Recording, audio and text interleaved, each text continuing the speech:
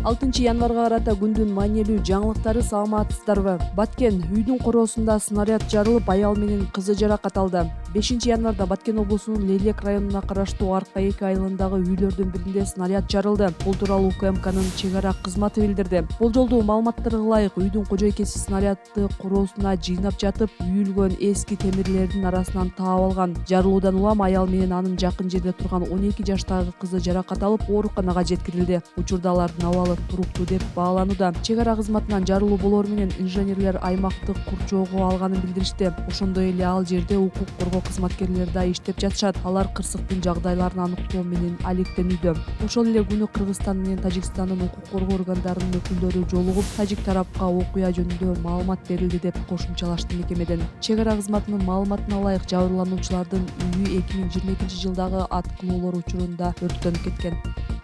Ош шаарында оорукана өрттөндү, жабыркагандар жок. Ош шаарынын Абдыкадыров көчөсүндө жайгашкан кургагучулук менен күрөшүү борбору өрттөнүп, Тилсиз жоо 10:00 толук өчүрүлдү. Өрт чыкканы тууралуу кабар Өзгөчө кырдаалдар министрлигине саат 8:03 келип түшүп, жерине Оштогу бөлүмдүн 5 унаадан турган өрт өчүрүүчүлөрү жөнөтүлгөн. Тилсиз жоонун кесепетинен оорукананын имараты жалпы аянты 468 чарчы метр жери күйгөн. Кырсыктан эч ким жабыркаган жок.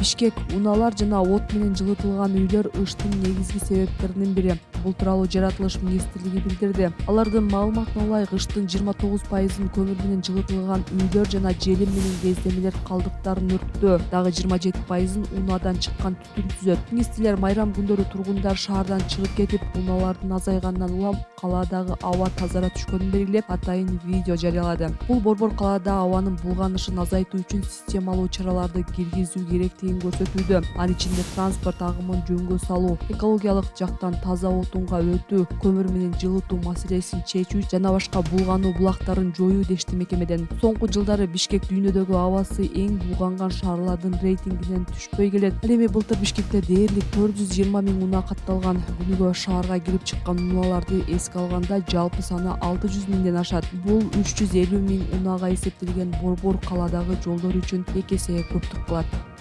Парламент Кыргызстанда криптобанктарды ачуу жөнүндө мыйзам долбоорун карайт. Жогорку кеңешке виртуалдык активдер тармагындагы айрым мыйзам актыларына өзгөртүүлөрдү киргизүү жөнүндө мыйзам долбоору келип түштү. Анда өлкөдө криптобанктарды ачуу жана алардын ишине лицензия берүү сунушталууда. Документ Минкап тарабынан иштелип чыккан. Авторлордун айтымында, криптобанктарды киргизүү салык төлөмдөрүн көбөйтүп, экономикага чет өлкөлүк инвестицияларды тартууга да жардам берет. Криптобанктарды түзүү криптоактивдерди өлкөнүн салттуу каржы системасына интеграция кылуу үчүн зарыл. Криптобанк жарандардын жана бизнесте криптовалюталар менен коопсуз, жөнгө салынган жана ыңгайлуу өз ара аракеттенүүсүн камсыз кылууга мүмкүндүк түзөт деп эсептейт демилгечилер. Алардын айтымында, акыркы жылдары жеке жактардын да, юридикалык жактардын да арасында криптовалюталарга болгон кызыгуунун өсүүсү байкалууда. Мыйзам долбооруна ылайык, криптобанктарга тиешелүү лицензияларды Улуттук банк берет. Аны алгандан кийин банк виртуалдык активдерге байланышкан ишмердүүлүктүн бардык мыйзамдуу түрлөрү менен алектенүү укугуна ээ болот.